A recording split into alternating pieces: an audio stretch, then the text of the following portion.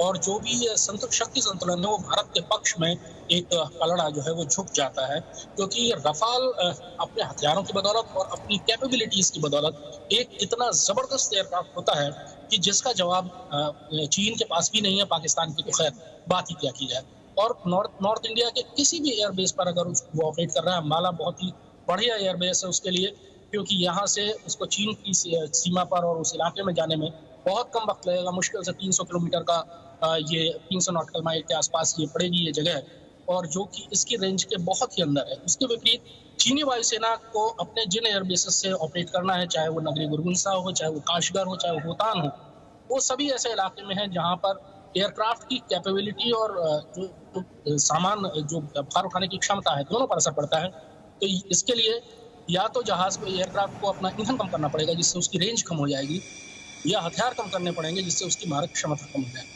और उसके मुकाबले में और कृष्णमोहन मिश्रा, ये जो पूरा 7000 किलोमीटर का सफर है, ये मैप के जरिए भी हम दर्शकों को यहाँ समझाने की कोशिश कर रहे हैं कि उड़ान ये 5 रफेल विमान वहां से भर चुके हैं और बीच में एक ही स्टॉप ओवर आना है। देखिए, ये फ्रांस के मैरिग्नैक एयरबेस से उड़ान भरी, ये 5 रफेल विमान है। यूएई में अल दाफर एयरबेस है जहां पर ये एक स्टॉप ओवर है, और उसके बाद भारत में अंबाला एयरबेस पर इनकी लैंडिंग होगी। और एयर मार्शल अनिल चोपड़ा जी बता रहे थे कि अंबाला एयरबेस, इसकी जो स्ट्रेटेजिक इंपॉर्टेंस है वो बहुत ज़्यादा है, और उसी के मद्देनज़र ये लैंडिंग और उसके बाद लद्दाख में इनकी तैनाती। और मेजर जनरल जे.जी. द्विवेदी जी, ये तो मतलब चालबाज और धोखेबाज चीन के हौसले पस्त और चीन और पाकिस्तान के खतरनाक मंसूबे ध्वस्त, यही कहना चाहिए रफाल के लिए। बिल्कुल ममासा जी, यही बिल्कुल आपने ठीक कहा है, और पहले भी एयर मार्शल साहब ने भी जिक्र किया है। देखो, आजकल की जो लड़ाई है इसमें 2-3 चीजें बहुत जरूरी होती है। पहले आपकी कैपेबिलिटी क्या है, आपकी क्षमता क्या है, वो क्षमता के ऊपर ही आगे दुश्मन का जो मनोबल है उस पर बहुत असर पड़ता है। दूसरी जो गेम चेंजिंग है, देखिए मैं इस एरिया में बहुत ऑपरेट कर चुका हूँ। सियाचिन में मैं कमांडर था, उसके बाद पगाउंग एरिया में। यहाँ जो है एयरफोर्स का बहुत अहम रोल है, क्योंकि ये ग्राउंड सपोर्ट के लिए भी बहुत जरूरी है। क्योंकि अगर आपने कोई भी युद्ध लड़ना है, आपके पास डोमिनेशन होनी चाहिए, और रफेल एक ऐसा एयरक्राफ्ट है जो एयर टू एयर कॉम्बैट में बहुत कारगर है, और ग्राउंड सपोर्ट में भी। जैसे कि आप 600 किलोमीटर पर मार कर सकते हैं, आपको अपनी सीमा पार करने की जरूरत नहीं है। अपनी सीमा में रहते हुए आप दुश्मन के 600 किलोमीटर तक टारगेट इंगेज कर सकते हैं। और तीसरी बात है, देखो टेरेन ऐसा है, क्योंकि जो चीन है ये प्लेटो पर बैठा हुआ है, और हमारे लिए एयरफोर्स के लिए बहुत अच्छे टारगेट हैं, और ये टारगेट बहुत बढ़िया इंगेज किए जा सकते हैं। तो मैं आपको ये बताऊंगा कि इसके आने से एक संतुलन बदलता है, बोलते हैं स्ट्रेटेजिक बैलेंस। तो स्ट्रेटेजिक बैलेंस बदलता है, संतुलन बदलता है, आपकी कैपेबिलिटी बढ़ती है, और आपकी जो युद्ध करने की क्षमता बढ़ती है, क्योंकि आपकी एयर डोमिनेशन जो है वो बहुत जरूरी है ग्राउंड फोर्सेस के लिए। जी, और एयर मार्शल अनिल चोपड़ा जी, अगर फ्रांस के साथ डिफेंस कॉपरेशन की बात की जाए तो उसका तो बहुत ही लंबा इतिहास रहा है। पहले मिराज, जैगुआर्स और अब रफेल की, वो भी बहुत ही टाइमली डिलीवरी। और जो 36 रफेल को लेकर ये पूरी डील हुई थी 2021 के आखिर तक, तो ये सारे विमान हमें मिल जाएंगे।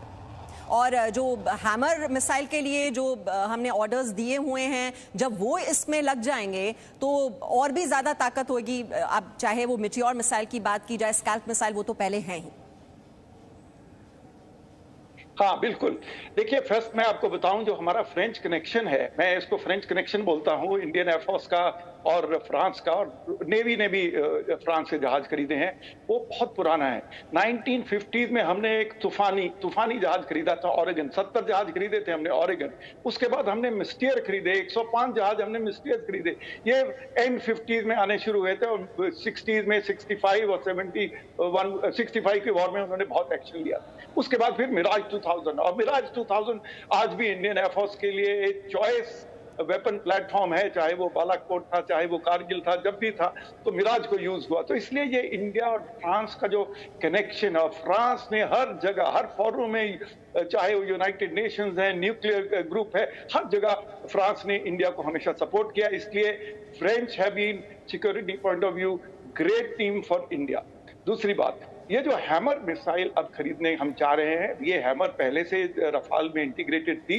जब हम कॉन्ट्रैक्ट साइन करने वाले थे तो फ्रेंच ने हमें कहा था कि अब आप चाहे तो हैमर भी खरीद लीजिए, मगर उस जमाने में हमारे पास स्पाइस और क्रिस्टल में इजरायली मिसाइल थी, इसलिए हमने पैसा बचाने के लिए शायद सोचा कि अभी इसकी जरूरत नहीं होगी। मगर जो हालात अब बन गए हैं, हमको ऐसी ग्लाइड वेपन्स जो 50-60 किलोमीटर की रेंज हो, वो बहुत जरूरी हैं। देखिए, जैसे जनरल साहब ने अभी बताया कि बहुत क्लोज कोऑर्डिनेशन है इंडियन एयरफोर्स की और इंडियन आर्मी की JNK के अंदर। मैं एयरफोर्स का हेड था JNK के अंदर और मैं बहुत क्लोजली हर इलाके में गया हूँ और इतनी क्लोज कोऑर्डिनेशन है, चाहे वो सारा पीस टाइम है मोस्टली। 30,000 टन हम एयर मेंटेनेंस करते हैं इंडियन आर्मी की जम्मू और कश्मीर के अंदर। अब देखिए, लद्दाख के अंदर हमारे चिनूक हेलीकॉप्टर पहुंच चुके हैं, हैवी लिफ्ट कर रहे हैं, वो अंडर स्लंग गन्स उठा के आर्मी की वहां पहुंचा रहे हैं। IL-76 में T-72 टैंक और C-17 के अंदर अपना T-90 टैंक वहाँ ट्रांसपोर्ट होते हैं। तो इतनी कैपेबिलिटी इंडिया की बढ़ चुकी है ट्रांसपोर्ट हेलीकॉप्टर फ्लीट में। और अपाचे तो आप जानते हैं कि अपाचे में एंटी टैंक मिसाइल हेलफायर लगी हुई है और वो यूज होगा।